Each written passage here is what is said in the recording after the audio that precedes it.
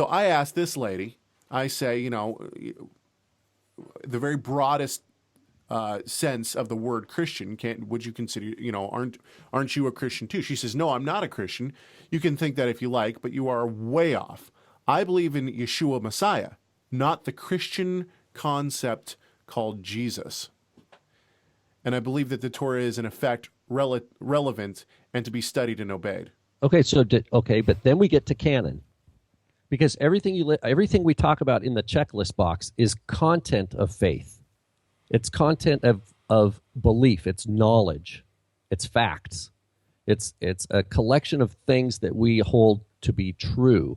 But then there's the other important side, and it's equally or maybe more important, is trusting in Yeshua.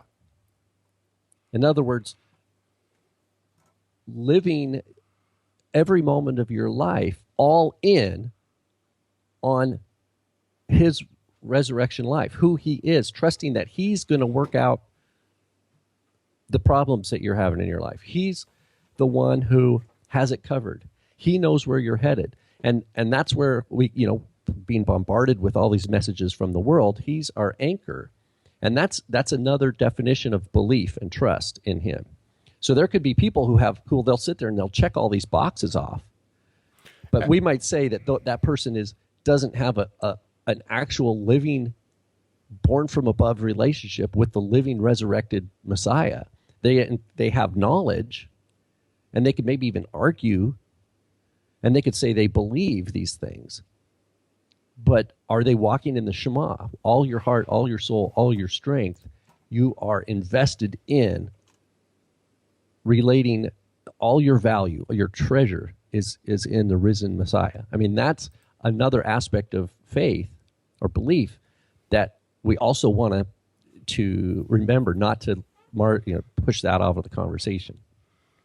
I love this. I pulled Adam into the chat room. He must have been listening without being in the chat.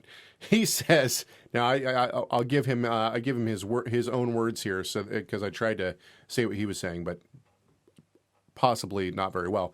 Apparently not very well. He says, we are not disqualified, but by their own check boxes, we are, quote, outside of their broad use of the term. They would say we are outside of them because of our eating habits, our view toward Torah, the Sabbath, tzitzit, not outside of the broad term Christian, but outside of the common practice of Christianities. And so basically what I think, and I can agree with this. So if I start going to the Lutheran church or the Episcopal church down the road, it's not going to take more than a month before somebody comes to me and says, okay, what gives? Are you going to be part of us or not? Are you going to conform to us or not? So with this lady, I want to go back here real quick. So I said to her, because I do not share this opinion with this lady, I think that there are many within the Christian church who are doing better work for the kingdom than most people in the Hebrew Roots / Messianic movements. We'll get to that in a little bit. But I think that there are some true God-fearing men within Christianity. So I bring up some people like Spurgeon, like Calvin, like some others, some modern day people. She says Christianity does not teach Torah, and I also said, Christianity does teach Torah. Christianity teaches. If we're going to use the term Christianity, it teaches that weightiest matters of the Torah are absolutely going to be found in any thriving, quote, Christian church. Well, and let's maybe that's not necessarily the case across the board. However, let's say that within evangelical Christianity, there is a set of rules. They don't like putting the label Torah on it, right?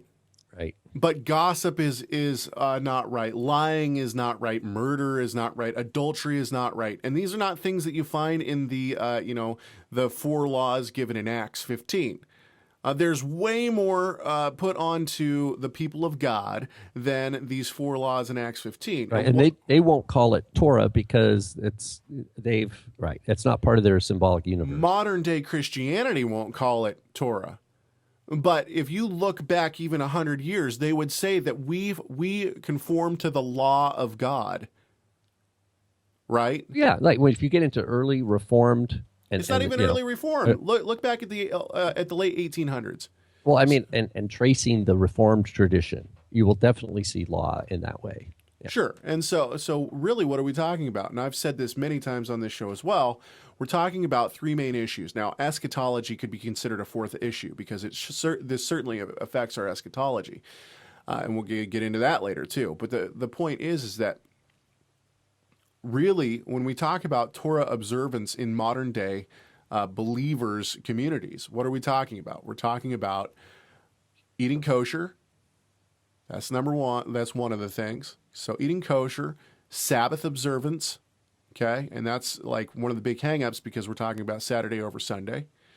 And then festivals, which would be Christianity and Easter versus Passover and Right. Yom Kippur. Sukkot, right. Yeah. Here's exactly. the thing though, Caleb, is that even though we might agree with those in quote Hebrew roots, they don't see sovereignty of God as Torah obedience. Okay, wait. Hey, I agree with you. They see personal choice as taught in the Torah. Agreed. In general, now I'm not going to quote. I don't have any quotes to give anybody, but it's a general sense I get interacting. People can read the reviews I've written on different books and things that interact with teachers who take that free will position. I don't see free will taught in the Torah, but we see people quote touting a quote messianic worldview that are holding on to free will, and that's a problem for me.